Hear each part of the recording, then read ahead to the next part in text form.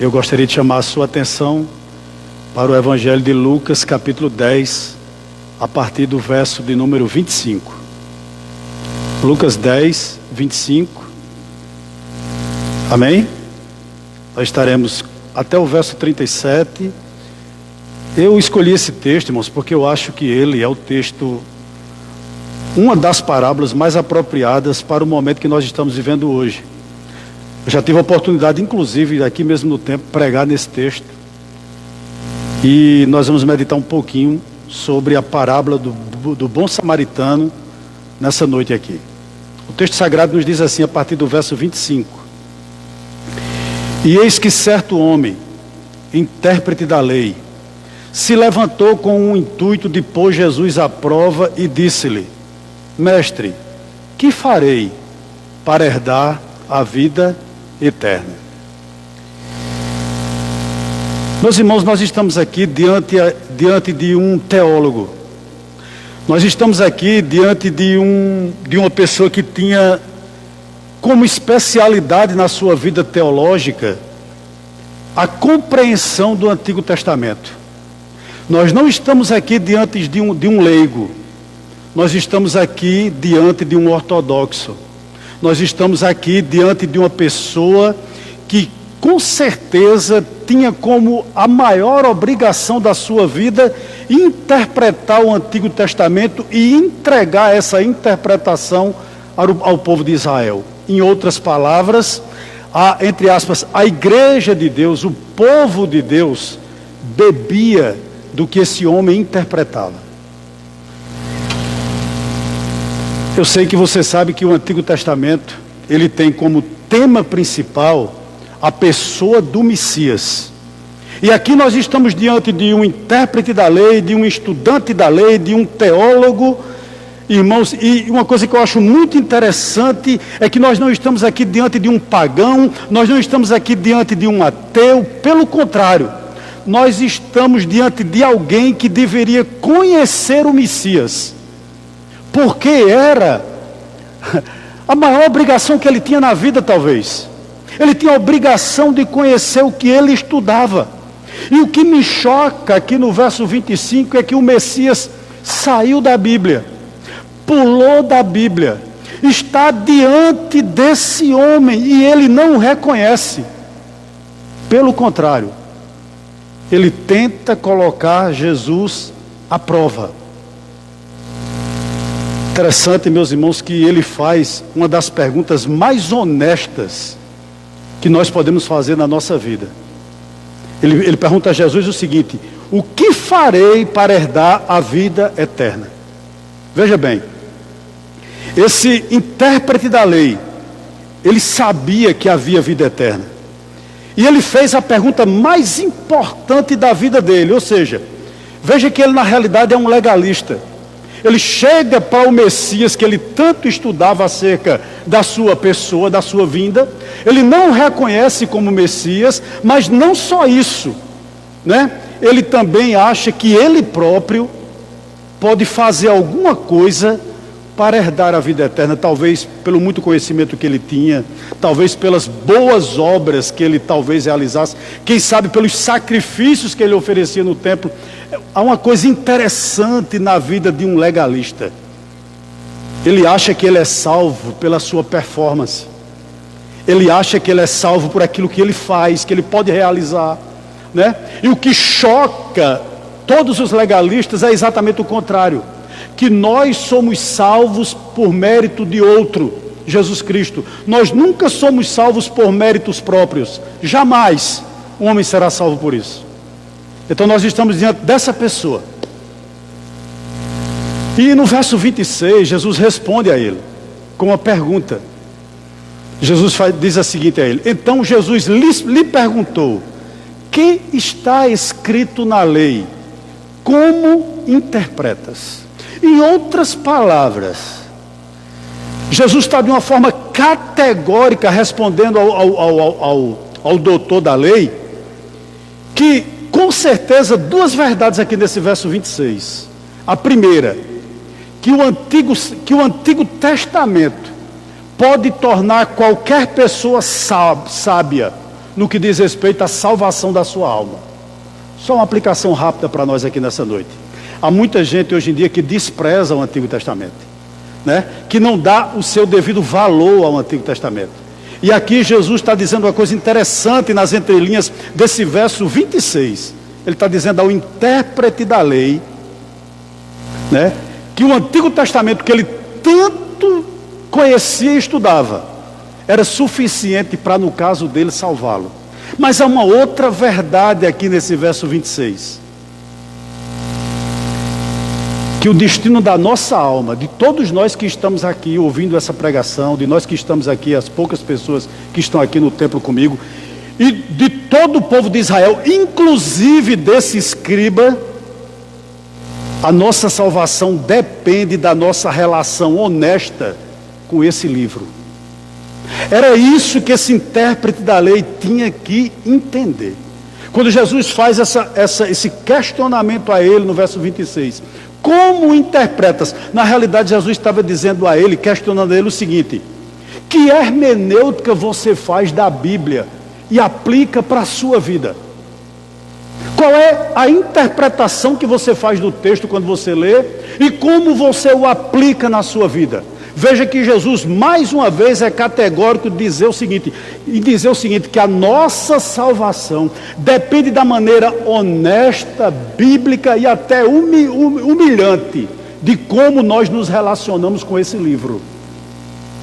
Isso é muito interessante para nós pensarmos aqui, nessa noite. No verso 27, o intérprete da lei mostra como ele era conhecedor da Bíblia. Ele era um homem que tinha uma luz na mente. Ele era um homem que tinha um cérebro brilhante no que diz respeito ao conhecimento da Bíblia. Olha que resposta ele dá no verso 27 a essa pergunta de Jesus. O que está escrito na lei? Como é que você interpreta isso? E ele vai na resposta certa. Ele não fica, titubeando. Ele não fica vacilante diante da resposta de Jesus. Ele é categórico. Ele vai lá no ponto hermenêutico e dá a resposta correta a Cristo. Olha o que ele diz no verso 27.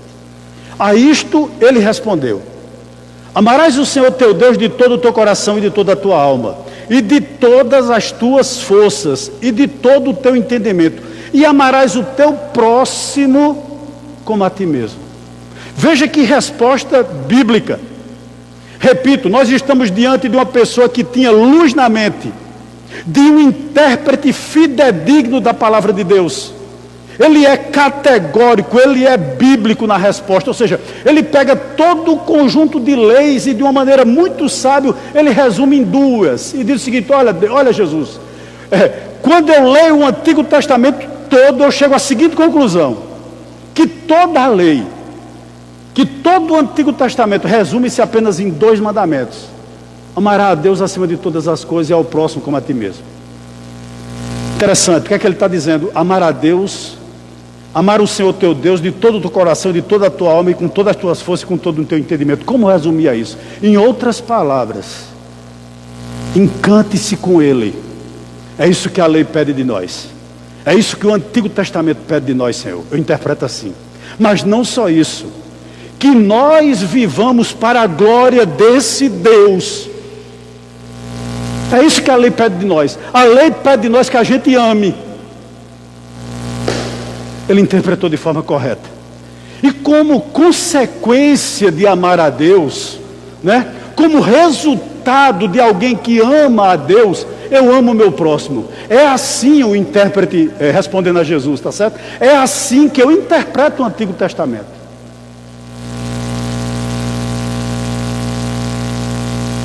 Em outras palavras, ele está dizendo: eu me encanto com o Deus que eu sirvo, o que eu conheço, e a lei me manda também a tornar a vida dos outros melhor.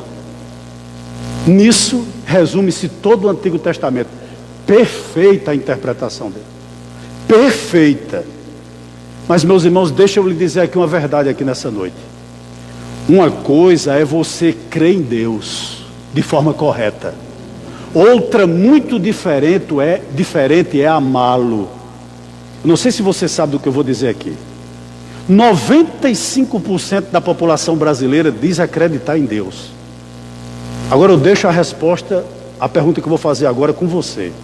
Você acredita que 95% da nossa população ama a Deus, encanta-se com Ele, vive para a glória dEle, e como consequência disso, 95% dos habitantes do Brasil torna a vida dos outros melhor?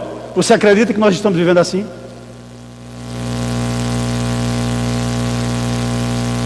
Verso 28. Então Jesus lhe disse: respondeste corretamente, faze isto e viverás. Em outras palavras, Jesus está dizendo a ele o seguinte: faça isso que você está dizendo e com certeza você vai para o céu. Ei, é coisa dura de se ouvir para um filho de Adão, como eu e como você e como esse escriba. Saber que em todos os momentos da nossa vida, todos, é isso que a lei pede de nós, nós vamos amar a Deus sobre todas as coisas, de todo o nosso coração, e amar o próximo como a nós mesmos. É coisa dura para um filho de Adão ouvir isso. Ei, meus irmãos, sabe o que Jesus estava dizendo àquele escriba? E diz para mim, diz para você: ei, você vai tentar fazer isso, mas você não vai conseguir. E quando você não conseguir, corra para os meus pés, porque eu te perdoei, eu te salvei, e com certeza você terá justificação. É isso que Jesus está dizendo. Esse intérprete não entendeu, porque ele era um legalista, ele era alguém que tinha como alicerce na sua vida a performance dele próprio. Era para esse homem aqui cair de joelhos diante de Deus e dizer a Cristo o seguinte: Senhor, nem todos os que cruzam o meu caminho conseguem viver melhor por causa da vida que eu tenho. Ô, meus irmãos, vou lhe dizer uma coisa aqui: eu não estou pedindo de forma alguma perfeição de quem quer que seja, inclusive de mim. Mas há uma citação do pastor Paul Walsh que eu levo, desde o momento que eu a ouvi, eu levo pelo resto da minha vida. A maior prova de que você é cristão é se você luta constantemente contra o pecado. E não tratar o próximo de forma digna é um pecado. Ter teologia na mente, ter luz na mente não tem problema nenhum, pelo contrário, deve ser buscado por nós. Mas é prova crucial para qualquer crente que ele também trate o próximo como a ele próprio, como ele gostaria de ser tratado. É incontestável essa prova. Jesus diz isso a esse homem. Mas interessante que no verso 29, ele mostra a sua humanidade e também, talvez a minha e a sua. Ele tenta justificar-se. Olha o verso 29. Ele, porém, querendo justificar-se, perguntou a Jesus: quem é o meu próximo? Ele estava dizendo a Jesus o seguinte: Senhor, eu não sei identificar bem quem é meu próximo. Quem é o meu próximo, Senhor? Na realidade, ele estava querendo lançar sobre Cristo razões humanas. Sempre é assim, irmãos. Nós temos muitas razões humanas para não desencadearmos na nossa vida aquilo que o Evangelho pede. Esse homem tinha também. Só um parênteses aqui na mensagem. Estão lembrados de Jonas? Jonas recebeu um chamado para ir a Nínive, mas razões humanas para não ir, Jonas tinha de monte. Esse homem aqui também. Quem é o meu próximo? Senhor, se o meu próximo for os israelitas, tudo bem. Se o meu próximo for os judeus, tudo bem. Se o meu próximo, Senhor, for um fariseu, tudo bem, Senhor. Se o meu próximo, Senhor, for minha mulher, for meu filho, for as pessoas que me bajulam, for as pessoas que falam bem de mim, se for os meus seguidores do Instagram, as pessoas que batem palma quando eu prego, as pessoas que me elogiam, ou que são, na realidade, assim, que patrocinam o meu ministério. Senhor, se meu próximo for esses, tudo bem. Agora, Senhor, se meu próximo for quem já falou mal de mim, se meu próximo, Senhor, for pagão, se meu próximo não pensar teologicamente como eu penso, fica ruim de amar. Se meu próximo, Senhor, for samaritano, se meu próximo, Senhor, for prostituta, se meu próximo, Senhor, for homossexual, se meu próximo, Senhor, for pobre, eu estou fora. Meus irmãos, até no nosso meio evangélico, me perdoe o que eu vou dizer aqui, nós temos problemas. Há pessoas que morrem de vergonha de dizerem que são pentecostais no meio de alguns reformados, e vice-versa. Infelizmente, há pessoas reformadas, eu não tenho nada contra, pelo contrário, nenhum grupo nem outro, que tem vergonha de dizer que os pentecostais são seus irmãos em Cristo. Se são da minha denominação, amém. Se pensa da maneira como eu penso, amém. Mas se não pensam como eu penso, fica difícil amar o meu próximo. É ou não é verdade? É ou não é verdade você amar aquele que te apunhala pelas costas? A grandeza do Evangelho está nisso. E aí Jesus cria uma história com uma parábola. E você sabe que nas parábolas bíblicas, em particular, tudo é construído de forma deliberada. Jesus aqui constrói uma história, uma parábola de forma deliberada. Interessante que a partir do verso 30, Jesus começa a fazer isso. Jesus prosseguiu dizendo, certamente, verso 30, Jesus prosseguiu dizendo, certo homem descia de Jerusalém para Jericó, e veio a cair em mão de salteadores, os quais, depois de tudo lhe roubarem e lhe causarem muitos ferimentos, retiraram-se, deixando-o semi-morto. Jesus apresenta aqui o primeiro personagem dessa história. Um homem que estava fazendo um trajeto de algo em torno de 27 quilômetros. Talvez a pé, ou mesmo montado em um animal. Ele estava vindo de Jerusalém para Jericó. 27 quilômetros. Uma descida íngreme. Jerusalém fica 900 metros acima do nível do mar. Jericó 300. Então ele estava descendo algo em torno de 600 metros, né? Em 27 quilômetros era a distância de Jerusalém para Jericó. E ele foi, era uma estrada perigosa, uma estrada deserta, na qual uma facção criminosa atuava. E pegaram aquele viajante, verso 30, tiraram-lhe tudo. Tiraram-lhe o dinheiro, quem sabe o animal que ele iria montando, levaram tudo, e se não bastasse isso, bateram bastante nele. Há uma aplicação aqui na minha vida e na sua.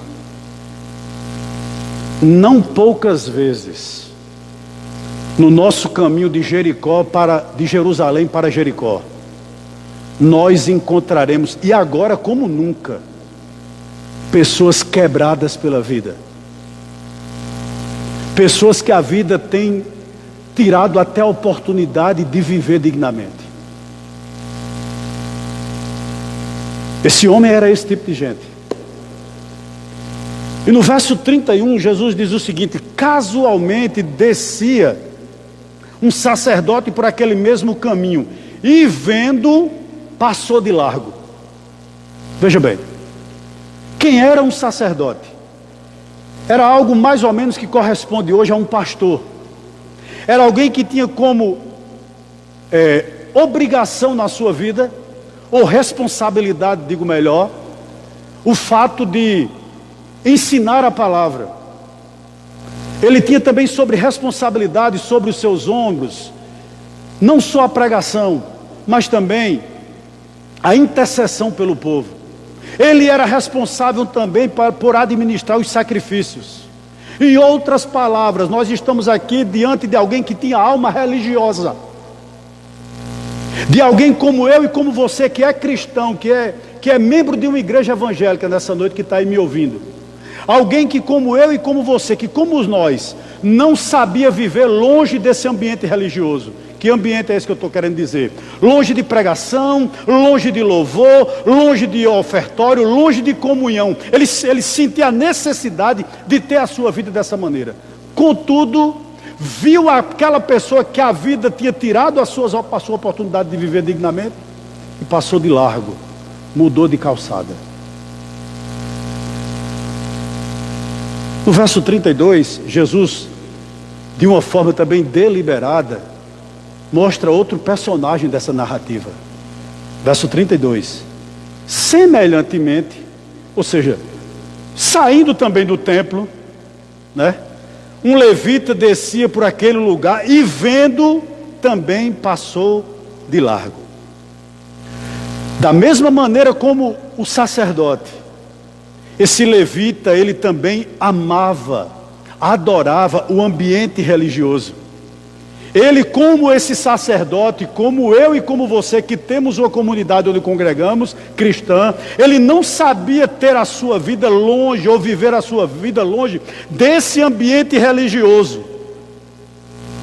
Agora, o que me choca aqui é o seguinte: ambos os religiosos, tanto o sacerdote quanto o levita, viram aquele viajante que foi roubado, que foi machucado por aquela gangue, por aquela facção criminosa que agia naquela estrada entre Jerusalém e Jericó, e deram de ombros.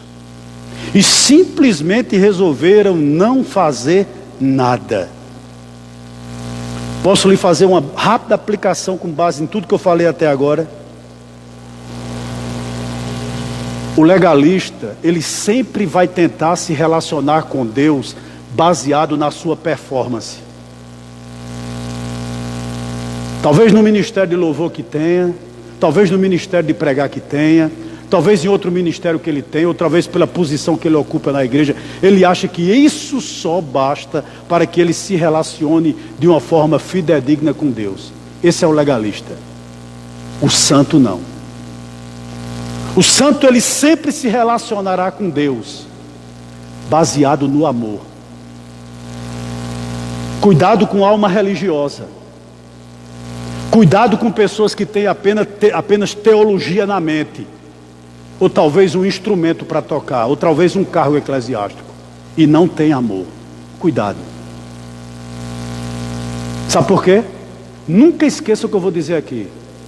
Crê em Deus, até os demônios creem.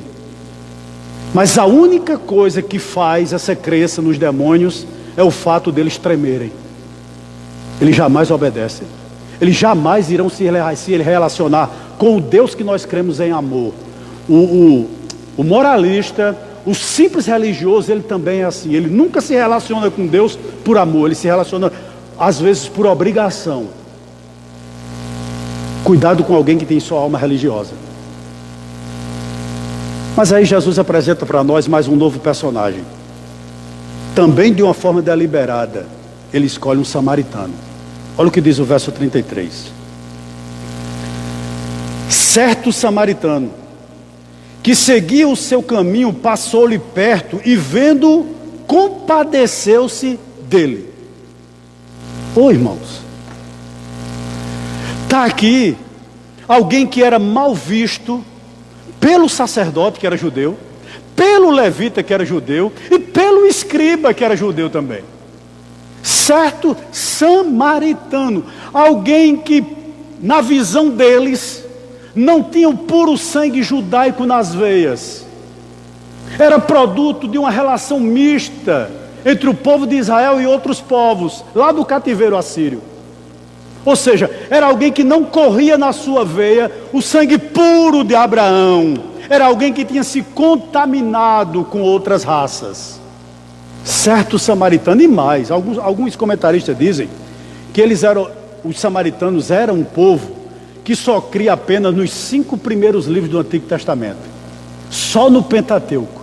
Veja bem, enquanto o escriba conhecia, isso é muito bom, e ao mesmo tempo interpretava todo o Antigo Testamento, de Gênesis a Malaquias, esse samaritano possuía um conhecimento mais, digamos assim, resumido. Eles só acreditavam até de forma errada nos 5 primeiros livros, só no Pentateuco. Mas o que me chama a atenção aqui é que esse homem, esse samaritano, ele não era um grande teólogo. Ele não tinha muito conhecimento. Porém, o pouco conhecimento que esse homem tinha, ele vivia. Eu disse certa feita aqui na igreja, e vou repetir. Por muito tempo, uma coisa me chocava. E vou dizer o quê? Porque pessoas tinham tanto conhecimento bíblico, e não há nada de errado nisso, mas não vivia de acordo com o conhecimento que tinha. Há pessoas, eu disse aqui certa vez, que possuem um oceano de conhecimento e vivem uma vida cristã pífia. Por outro lado, há pessoas como esse certo samaritano aqui, que possui apenas uma xícara, um copo de 200 ml de conhecimento. Contudo, vivem uma vida digna da glória de Deus. E eu cheguei à seguinte conclusão, sabe qual? Porque só há possibilidade de um homem ser regenerado por uma ação soberana do Espírito Santo. Ele pode conhecer tudo. Se o Espírito Santo não o regenerou, não o fez nascer de novo, jamais ele vai se comportar como um cristão, apesar de tanto conhecimento. Esse samaritano, ele tinha pouco conhecimento, mas ele vivia à altura do pouco que ele sabia. Isso é lindo demais. O pastor Ronaldo Lidório, que é um excelente expositor das Escrituras, eu lendo um livro dele, ele disse que na missão entre os Concombas, certa vez, ele consagrou lá um presbítero, que ele era uma pessoa analfabeta, ele não sabia ler. Mas ele era um homem tão cheio do Espírito Santo, e ao mesmo tempo tão sábio, que quando ele se levantava na congregação para aconselhar a congregação, todos se dobravam à sua palavra de sabedoria, inclusive o pastor Ronaldo Lidório. Uma pessoa que tem um oceano de conhecimento, e graças a Deus vive de acordo com o oceano de conhecimento que tem, Ronaldo Lidório, mas ao mesmo tempo ouvia alguém que tinha pouco conhecimento, né? Mas também vivia uma vida digna da glória de Deus.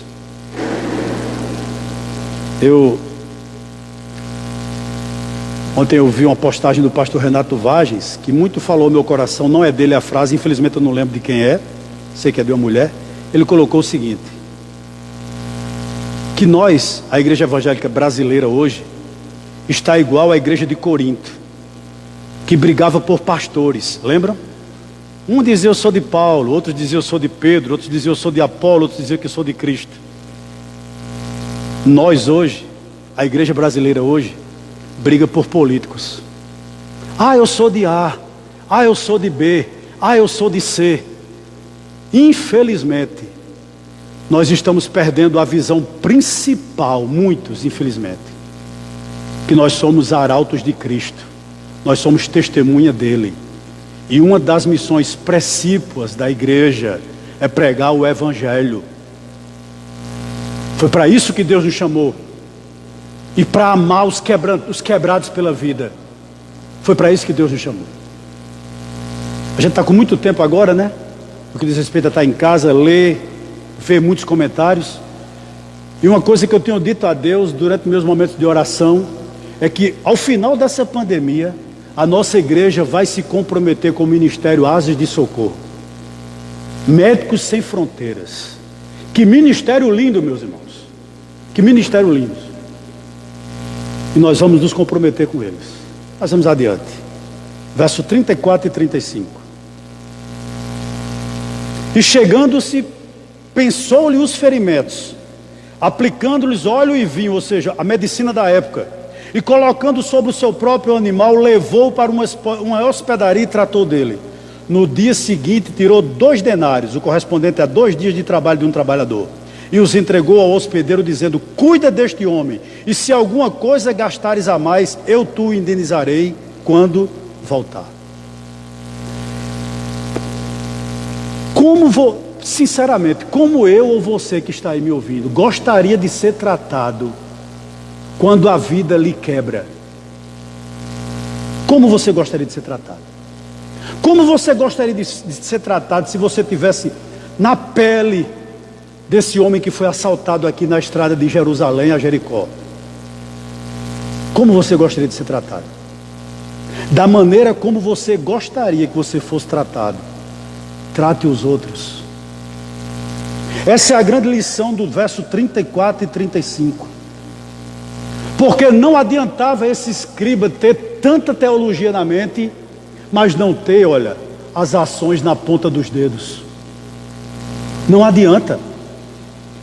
Porque, com certeza, as pessoas que nós pregamos vão procurar na nossa vida o Cristo que nós pregamos. Onde está a igreja? Gostaria de fazer uma pergunta, irmãos. Vá na UPA do Alto Branco. É coisa para você chegar em casa e cair de joelho com o sofrimento do povo. Olha a situação do nosso país, irmãos. A igreja tem que estar de joelho pelo nosso país.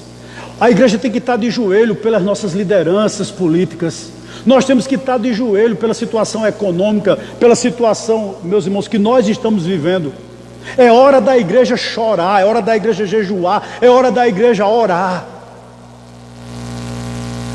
Essa pandemia tem nos quebrado, essa é a grande realidade, em todos os sentidos. E mais do que nunca, nós somos o bálsamo para esse povo, nós, a igreja. Nós temos que ter uma palavra para esse povo, está aqui. Para o quebrado, para o desesperado, para pessoas que chegam na nossa porta, sem condições, irmãos, de fazer a feira, sem condições de comprar o remédio que o médico passou para curar essa coronavírus, ou ajudar no tratamento, melhor dizendo. Tem muita gente assim. Os quebrados pela vida.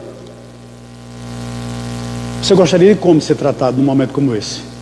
Da maneira como você gostaria que fosse tratado, trate o seu próximo. Versículo 36. E Jesus faz uma pergunta a ele. Que inteligência de Cristo, né, irmãos? Depois da história, Jesus diz o seguinte: qual destes 3 te parece ter sido o próximo do homem que caiu nas mãos dos salteadores? Em outras palavras, o que é que Jesus está dizendo aqui? Escriba, conhecedor da lei, conhecedor do Antigo Testamento, quem vai para o céu? O sacerdote? O levita? Ou o samaritano? Quem é escriba que demonstrou nessa história ter o coração regenerado? Qual desses 3 você acha que vai herdar a vida eterna? Avalie com base no Antigo Testamento. Qual? Uma aplicaçãozinha rápida para a nossa vida. Eu gostaria de lhe dizer uma coisa aqui nessa noite em nome de Jesus. Nós temos que entender que cristianismo não é só quando nós estamos aqui no templo, mas cristianismo principalmente é como nós nos comportamos na nossa estrada de Jerusalém a Jericó. E aí, o escriba responde: o texto não me dá base hermenêutica suficiente para dizer o que eu vou lhe dizer agora.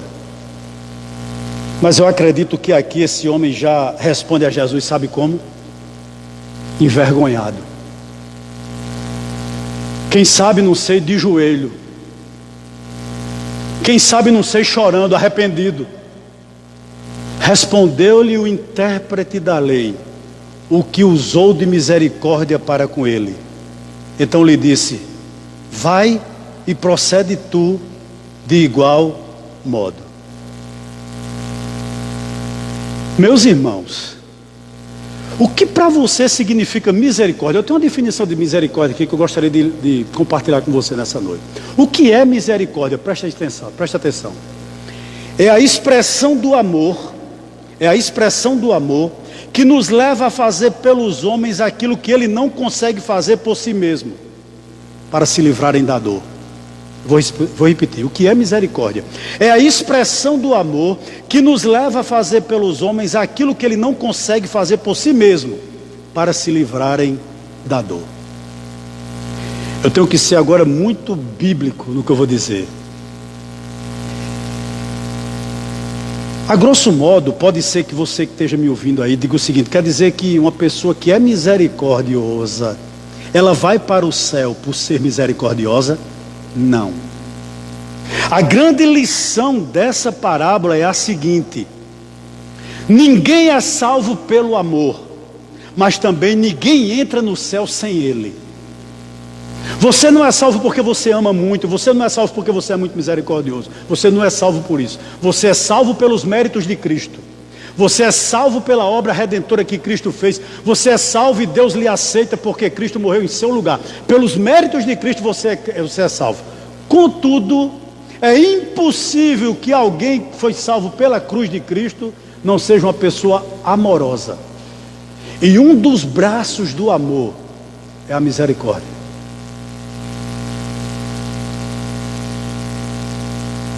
Ô irmãos, sabe qual é o meu grande receio? É que as nossas EBDs, é que nossos discipulados, é que os nossos pequenos grupos, talvez as nossas pregações, tenham exercido um papel na sua vida, que no final o produto que nós temos entregado com relação à igreja, em relação à membresia, nós venhamos a fabricar robôs. Não permita isso na sua vida. Eu lhe peço aqui em nome de Jesus, não se torne um teólogo frio, não se torne um avaliador de sermão, não se torne um estudante por ser estudante, não. Mas o meu grande anseio e minha grande oração é que aqui, na igreja do Presidente Médici, como também em toda a igreja bíblica, nossas EBDs, nossos pequenos grupos, nossos discipulados, nossos sermões, nossas lives, produzam pessoas que saibam exercer a misericórdia. Sabe por quê? Porque sem testemunho não há proclamação.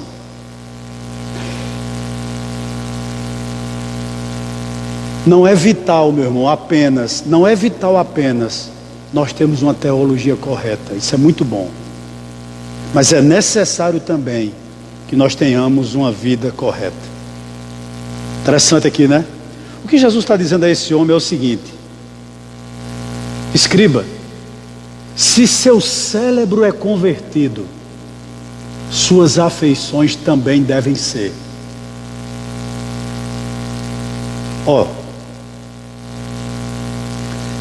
Meu amado e minha amada que está me acompanhando aqui nessa noite, não existe vida cristã sem temor, não existe vida cristã sem zelo, não existe vida cristã sem gratidão, não existe vida cristã sem amor, sem misericórdia, não existe vida cristã sem longanimidade.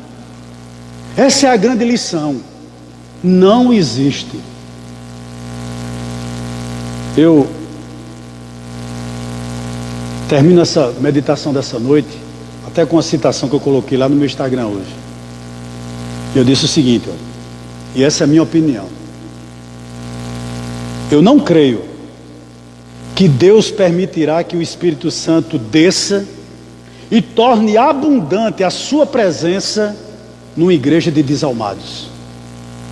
Eu não creio que uma pessoa que não se importa com o próximo, que dá de ombros para a dor dos outros, possa ser uma pessoa cheia do Espírito Santo, independente da função que ele desempenhe dentro da igreja, independente da sua performance, independente dos seus cargos. Eu não creio que uma pessoa dessa seja cheia do Espírito Santo, baseado nesse texto.